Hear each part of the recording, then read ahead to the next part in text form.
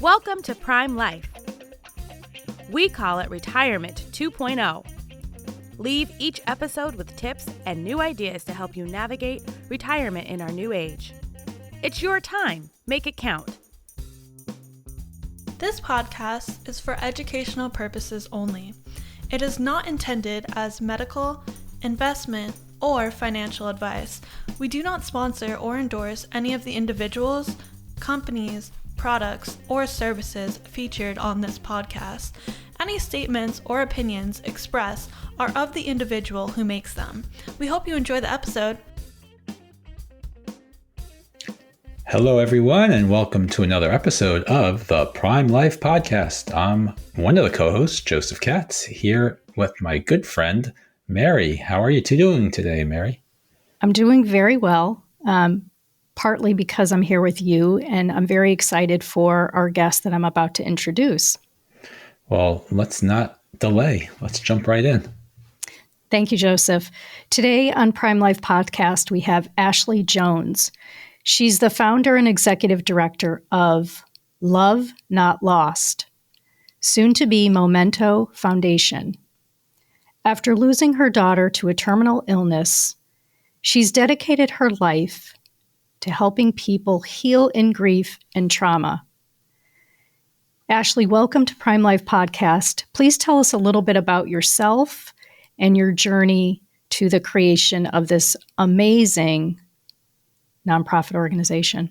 Well, thank you, Mary and Joseph. I'm really happy to be here. So my story is what you said in the intro. I had a daughter. My husband and I, had a surprise pregnancy just after our 1-year anniversary. We were young when we got married, so we were definitely young parents. And when Skylar was born, just after our 2nd-year anniversary, we went home, healthy bill of health from the hospital. And at 1 month old, we just noticed something wasn't quite right. Her right arm kind of came up like a chicken wing. And I had worked with severely handicapped kids in the past, and I recognized a contracture similarly to cerebral palsy. And I knew, though, that Skylar, my daughter's eyes were like so sharp and so present. Like it was wild. Like I knew her brain was there. So I was like, okay, it can't be cerebral palsy. What is it? Took her to the pediatrician. Through a series of testing, we found out it was SMA, which stands for spinal muscular atrophy. Muscles degenerate and there's no cure. So it's really similar to ALS or Lou Gehrig's disease, but in babies. And so my husband and I, we were told we'd be lucky to see her first birthday. Now, as young parents, it's like, what do you do with that information? And we both intentionally made the decision to postpone our grief and depression and sorrow until after she died, because we were like, we don't know how much time we have with her, so we don't want to waste that. But it was hard, right? Because you still have the shock and the anticipatory grief, that haunts you every day.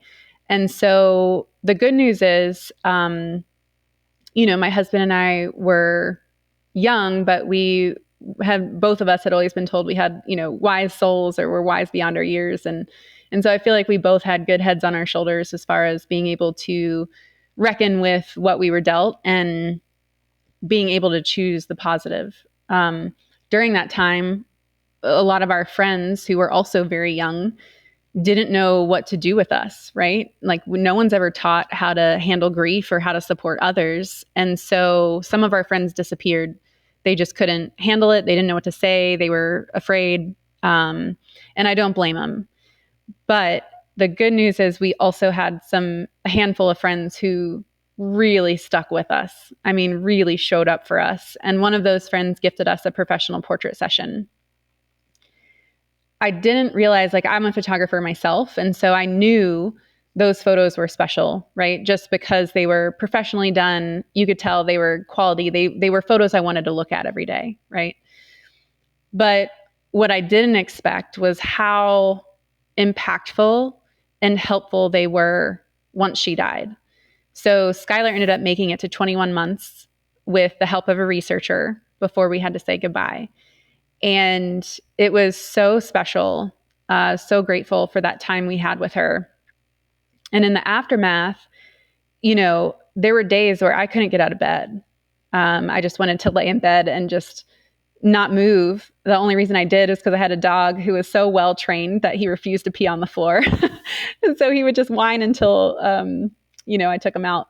But those photos, between my dog getting me outside and then being able to sit with the photos and ugly cry or just tell her how much I missed her or whatever it was, they allowed me to feel.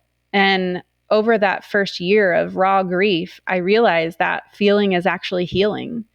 And because those photos created that safe space for me to be whatever I needed to be in that moment, they were actually the most helpful tool I had in my healing journey. And so I wanted to give that gift to others. Like I said, I was a photographer, and anyone I heard of facing a terminal diagnosis, I would offer a free portrait session, and pretty much everyone took me up on it. And my husband was like, honey, I love you and your giving heart, but we have our own bills to pay, a mountain of, medical debt and funeral expenses and all the things. So you got to stop giving it all away. And I was like, honey, I hear you, but also I'm not charging these families a penny. Like, you and I both know how financially straining it is to deal with a long-term illness and the death and funeral expenses. I was like, I just can't, but I hear you. I think if I'm willing to give it all away, I can find other people who want to help me on this, and I'll start a nonprofit. And that's what I did. So Ashley, first, very sorry for the loss and everything you've gone through. It's not easy, I am sure. Our listeners might be wondering, why are we talking to you about the loss of your child? But I think the real message here is about helping people heal in grief and in trauma. And everyone has that at some point in their life. Right. Many of our listeners are sort of in the later years of their life, and they probably are experiencing it maybe even more so than others. And your photography business is probably one of many solutions to help people. So maybe explain how who you work with and how you help them. Sure. So it's interesting. When I first started Love Not Lost, we named it Love Not Lost because we were really focused on supporting people facing a terminal diagnosis, right? And the love that they shared, and really wanting to preserve those memories through photographs and helping people on the other side of that.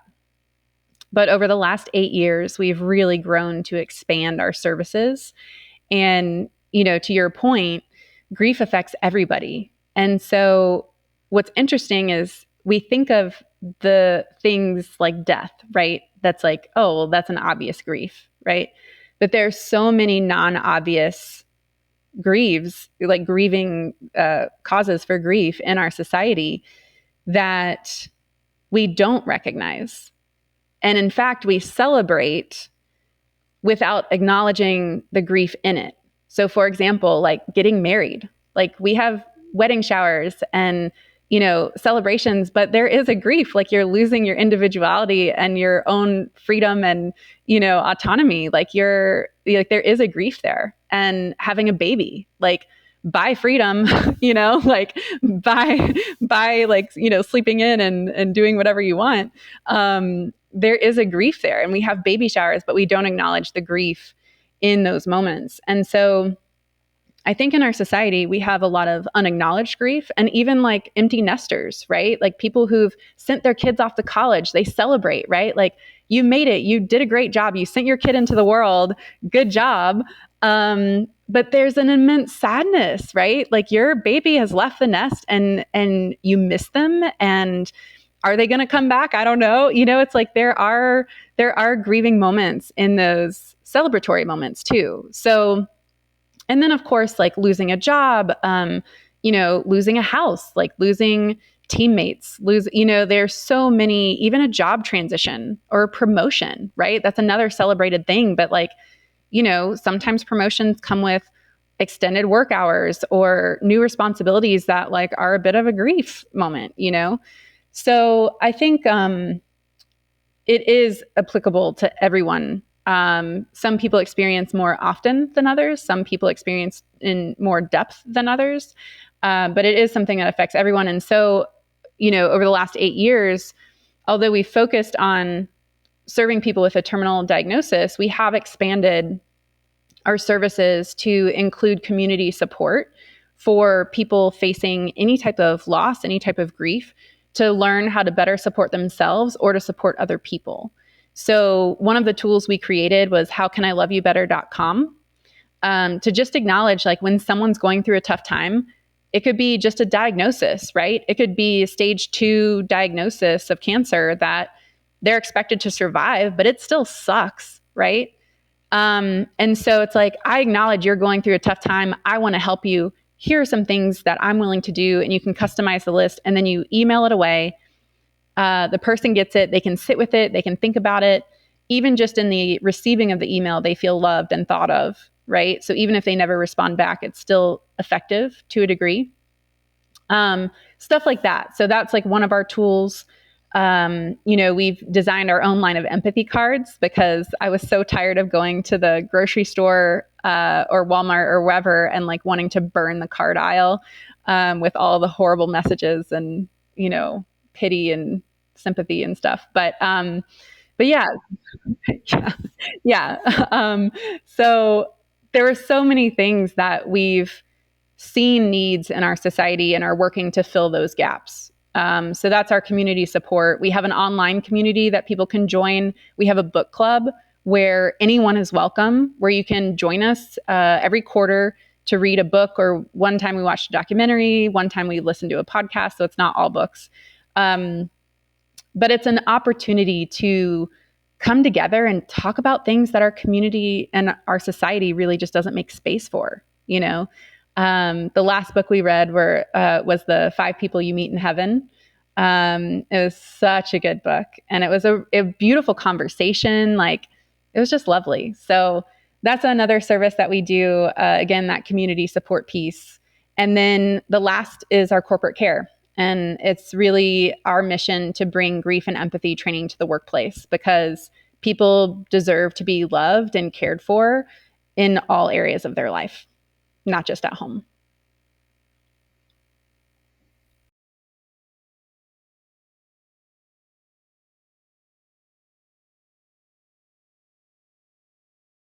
All the things that you said. And when we had our pre-call, I know you shared some really amazing stories with us. So I'd like for you to maybe pick a few and share with our audience some stories of real people you've had an impact on their life from your photography and other work. And then I also just want to say that, you also mentioned that you did a lot of research, to be where you are today. And you talked a lot about the stages of grief. And I don't know, I don't remember exactly what you said, but I loved it. So I'm asking you to do 2 things. I'm asking you to do 2 things, which is to tell us a couple of stories, and then just to talk about your research with grief and how that's impacted, the services you're offering and what you're doing today. And we'll get that answer after a brief word from our commercial sponsors. Nassau is always working harder to be your carrier of choice. We offer insurance products that can help you meet your retirement goals, such as protecting your savings, securing lifetime income, or paying for healthcare costs. We're dedicated to providing best-in-class service and are keeping things simple, and we'll have your back. We have around 400,000 policyholders and contract holders and have been doing this for a long time, 170 years, but we remain humble enough to always try to improve. For more information, visit nfg.com. Nassau insurance products are issued by Nassau Life and Annuity Company of Hartford, Connecticut, Nassau Life Insurance Company, East Greenbush, New York, or Nassau Life Insurance Company of Kansas, Overland Park, Kansas. Subsidiaries of Nassau Financial Group. Products are not available in all areas. Policyholder counts are for all Nassau companies as of September 30th, 2022, and are subject to change. CoverRight is the first digital concierge health insurance platform focused on Medicare. Their mission is to make Medicare more transparent and accessible for America's 60 million Medicare beneficiaries. By simplifying a traditionally confusing and complex decision, Coverite delivers a simple, seamless, and hassle-free plan selection and enrollment experience. Try the Coverite platform and see for yourself why they've been referred to as the TurboTax for Medicare. Visit coverite.com/podcast to learn more.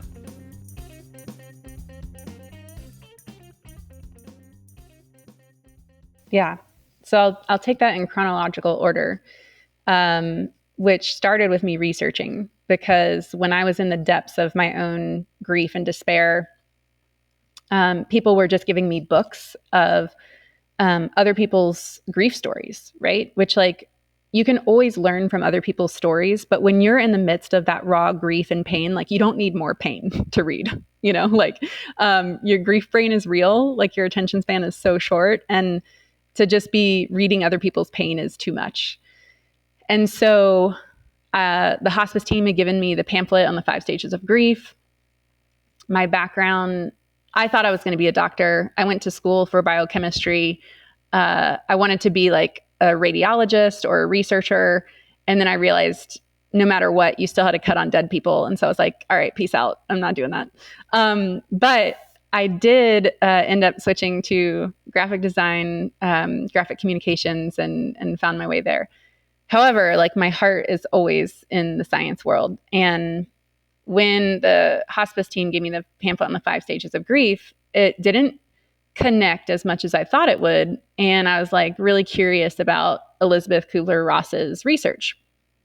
So I dug in and started looking at her actual research. And what I realized was that her studies and conclusions to get to the 5 stages of grief were based on people facing their own death. And so the 5 stages of grief are specifically meant for people facing their own death. And I was like, oh my gosh, like, that makes so much more sense, because when you have 5 stages and it is like very much feels like a linear progression in the way that it was presented, that makes sense when you are on your own trajectory and there's an end point, right? Like, the end is you die. And so, like, as someone who's lost and is just grieving into the abyss, it's like, there are no stages. Like, I never felt really like a strong sense of anger or resentment or, bargaining. But I had all these other emotions. And so I was like, the 5 stages don't really capture the depth of grief when you lose someone. And so that was an aha moment for me of like, okay, we just don't have a lot of research on grief, period. And so because Elizabeth Kubler-Ross's studies were they were such a breakthrough, like, everyone just kind of took those and then blanket applied it to all grief, which was a huge disservice to our society, because then you feel like, oh, well, I missed a stage, or I'm not doing it right. And it's like, there's no right way to grieve. Like, there are healthy ways, there are healthier ways, but anyway, so that was kind of like my exploration of how do we heal? How do we grieve? What is, is there a right way to grieve? And that's when truly, like, along with the sitting with the photos, I was like, oh, feeling and healing, like, that's the best way to grieve. And grieving is not this like evil process that like we're being punished with. It's like our body's way to help us process what we're feeling and what we're going through so we can heal. So it's something that, like, I joke around, like, I feel like I'm grief's PR guy, because I'm like, this is not something that like we all have to hate anymore. Like, grief isn't the bad guy. It's like the disconnection that we experience that sucks. Right. And so anyway, so I'll stop there. But that led me, when I'm, photographing people and supporting people, just giving people permission to feel and to be present and to be whatever they need to be in that moment. And, one of the first families I photographed was such a powerful inspiration for me to keep going and to realize that these photos made a difference. So it was Kevin and Rachel, a mom and dad, and they had 2 little kids. And Kevin had stage 4 melanoma cancer. And I had heard about them through our church and reached out to Rachel, and she took me up on a portrait session. We had a couple sessions throughout his cancer journey. And at the end, I had made them a book with the highlights from each section that we had photographed. And some were easier to look at than others, right? Like the earlier ones in his diagnosis were more fun and vibrant. And then, of course, towards the end, it was, definitely sad, right? And so Rachel calls me. I send them a book. Rachel calls me about 3 months later. And she says, Ashley, I just want to tell you how much this book means to us. And I have to be honest, like when I did these photos, like I did it for Rachel. Like I did it for the mom who's losing her husband, right?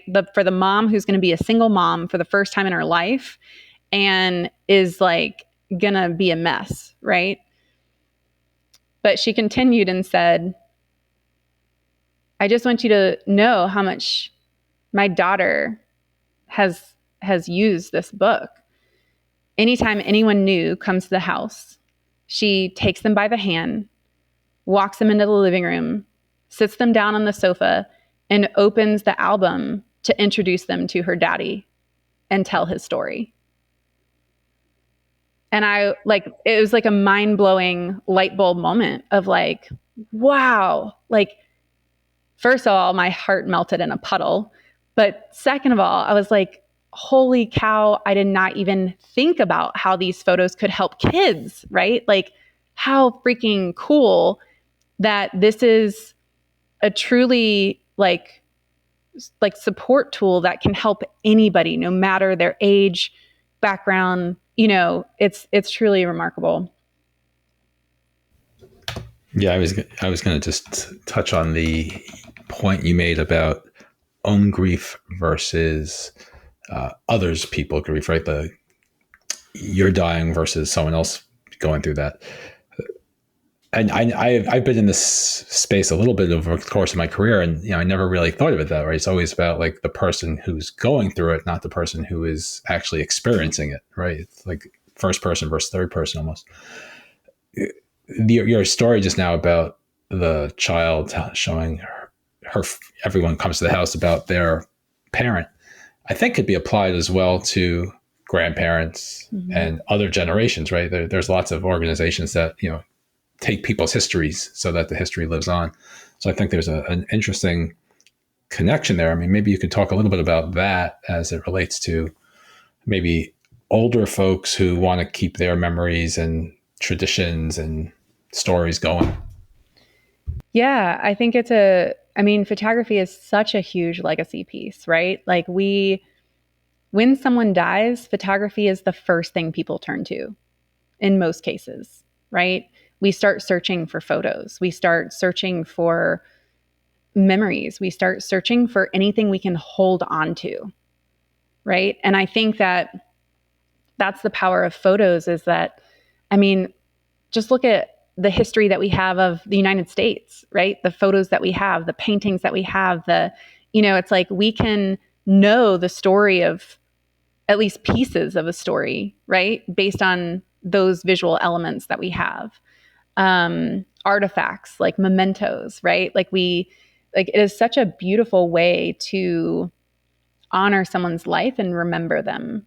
And that was one of the things that, as we were forming Love Not Lost, it was just this deep belief that like everyone deserves to be loved and remembered,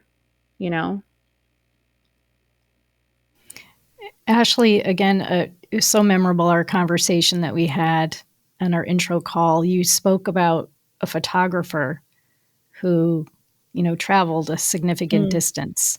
So I'd love for you to share with our audience that story, because again, it speaks to the work and those that are choosing to be involved in your organization, their passion, their compassion, their empathy, and just their wanting and willingness to help utilize their talents and skills. Yes, we've had a number of photographers travel. Can you give me any other piece? Do you remember? I just remember that you said that one particular photographer, had to travel to several states and said, well, I'm just going to make a vacation of Oh, it. yes, But yes.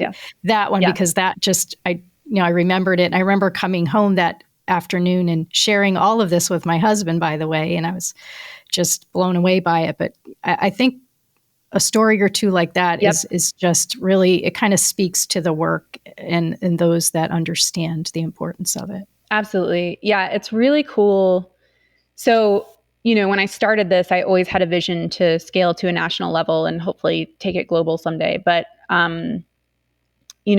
it takes time to get there. So, building systems, building trainings. Like, I don't want to send any photographer out without having the proper, trauma-informed photography training, right? Because we can walk into a lot of situations that we don't know.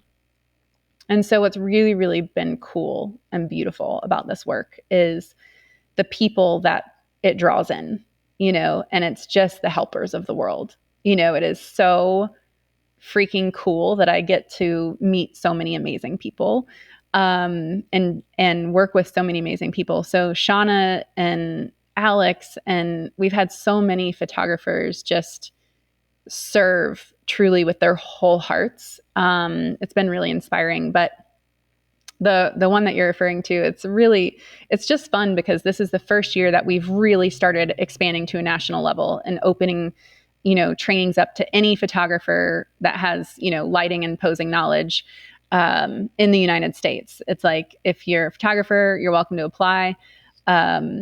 And we just finished training this guy in Detroit. His name is Todd. He's amazing. And he's retired, so he's got time. But he's just got such a heart too. And he was a part of the book club, and it's just fun to see people's involvement. And Todd, we had this family apply for a session down in Florida. And they were like, hey, this probably are going to be our last holiday.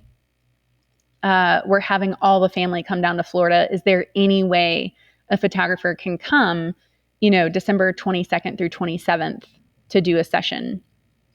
And those are always really, really hard, right? Because you're asking a photographer to give up their holiday to go do this.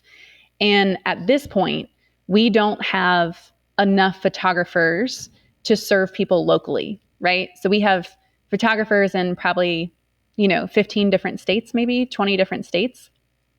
But we're still working on growing that. And so this family in Florida that applied, we don't have anyone close to them. And Todd saw the family in our platform and said, hey, is anyone doing this Florida session for the holidays? And I was like, no, like I would do it, but I've already committed to going to Washington State to be with my family. And he was like, well, my kids are going to be with their in-laws for the holidays. It's just me and my wife. We have, an RV. I was thinking I'll just drive her down to Florida and we'll have Christmas in Florida. I can serve the family. And it's a good excuse to get out of the, Detroit winter and get down to the beach. And I was like, oh my gosh, that would be amazing. Like, how freaking cool. It's like, yes, please, like claim the session, And he was like, yeah, no problem. And he's already talked to the family. They've already planned it out. And it's just so beautiful because, like Shauna called me yesterday, actually, and was like, hey, I saw there's a family in California. Do you need me to fly out and serve them? And I was like, well, that'd be great, right? But part of the problem with the travel sessions is if a photographer can't fund the trip themselves, then we have to fund it, which on average is about $1,000 to $1,500 per family. And that's actually what we're going to be fundraising for on this Giving Tuesday is, how can we, and really through the end of the year is, in this growth phase, right, where we don't have photographers in every state yet, when families apply, how can we get to them to serve them? And it is going to be a costly year for travel and just trying to make those ends meet. But it's so worth it and so fun. And we have so many photographers who are just, huge-hearted people and absolute joys to work with. So I'm going to ask my last question because Mary's got one for you. And I think you've probably answered most of her questions. But to solve your photography problem, hopefully some of the people listening to this will know some photographers that can come to your site and join up and help out. But I guess leave our listeners with a couple of tips. Like, what are some tips to help people through this process from your personal experience and from the experience you've had helping others? Now an ad from one of our sponsors. Remember when you could trust the news? Well, then check out Walter. Walter is the free, no-nonsense newsletter for grown-ups that comes to your inbox 3 times a week. From current trends, aging in place, travel, retirement, and everything in between, including a dash of pop culture trivia and throwbacks, Walter is a great way to start your mornings and to stay informed. Oh, and did we mention that it's free? Check us out at thisiswalter.com. Get smart. Get Walter.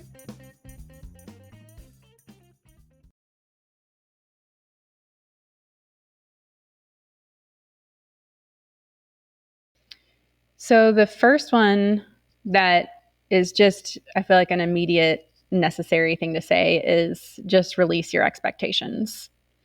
If you're going through grief or if you're looking to help others, we've been taught a lot of misinformation, right? So if you can unlearn the things in your head about grief, like there is no timeline to grief. If you ever tell anyone that they should be over it by now, you're wrong. That is an expectation that is just untrue. And so just releasing your expectations, especially for yourself, right? Like, oh, I should be able to be more productive. Why am I, just laying around today like this? But it's like, that's an expectation you put on yourself and it's wrong, right? Like grief is hard. It manifests in physical, emotional, spiritual, all the ways.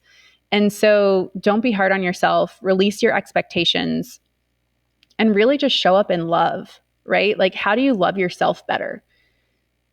It's not by beating yourself up, go easy on yourself, give yourself rest when you need it. Ask yourself, like, what do I need in this moment? What does my body need in this moment?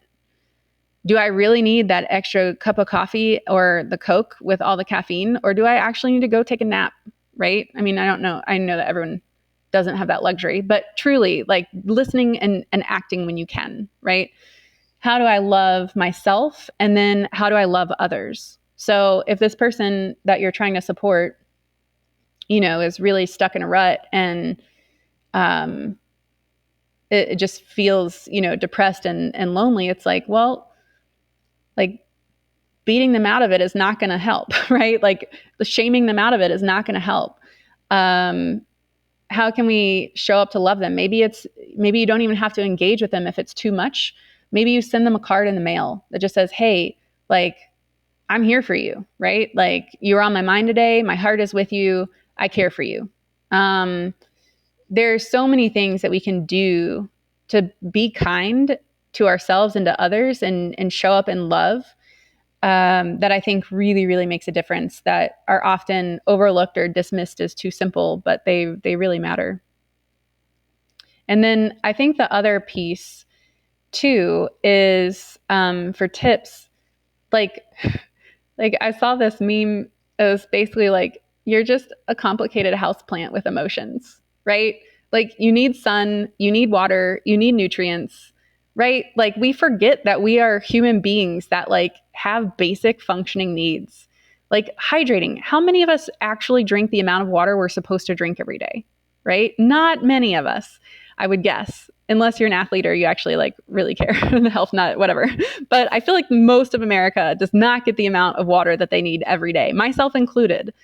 And even just like a 2% drop in hydration, and I think I'm going to mess this statistic up, but don't quote me on this. But I read somewhere, I was doing research, and stuff, and like just a 2% drop in hydration can really affect your mood, your cognitive ability, like your ability to function on a cellular level.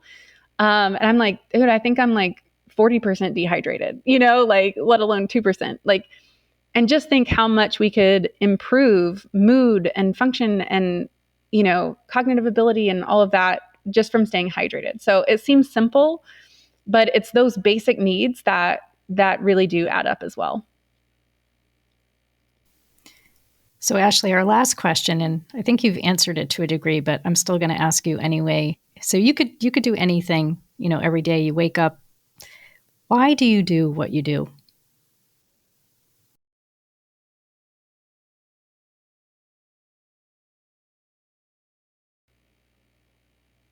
Who I am, the things that I'm interested in, my ADHD superpowers as a super hyper focuser and researcher.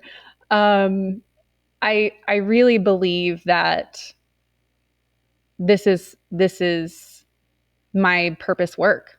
That everything I went through in life, to losing my aunt to cancer, to losing my dog, who is like my sister. I had her from age 5 to 21.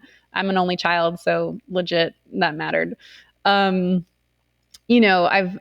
lost my grandpa to a heart attack. Like, I've lost my best friend to a car accident. Like, there are so many things that I've been through with loss and grief. And I feel like I've realized things that for some reason just aren't being realized in society. And I feel like I've done enough research and I've seen enough in the hundreds of families that we've served to draw conclusions and really, really help people, and to say, this isn't just a one-off thing. This speaks to what everyone goes through. Right. And so I also think that I'm just a natural helper, nurturer type person. And so, Skylar's condition's genetic. We're not going to have any more kids. That's a whole nother grief in itself. And so it's really freed me to focus all of that love and energy that I would put towards having kids into really being a mother to everyone, right? And helping people walk through grief and hard things that we should be taught, and for whatever reason we're not being taught, And so I just see all the problems in the world, and I really believe that most of them stem from unhealed grief and trauma. And so if I can be the person to help people heal their unresolved grief and trauma, I believe we can make the world a better place, even just through that. Thank you so much, Ashley. I appreciate you taking the time to join us today on the show. You did mention a number of resources, which we will link to, but how should people get in touch with you if they want to learn more? I always welcome connections on LinkedIn. I'll give you my LinkedIn link that you can put in, but Ashley Nicole Jones is a common name, but if you do /Ashley Nicole Jones, I should pop up.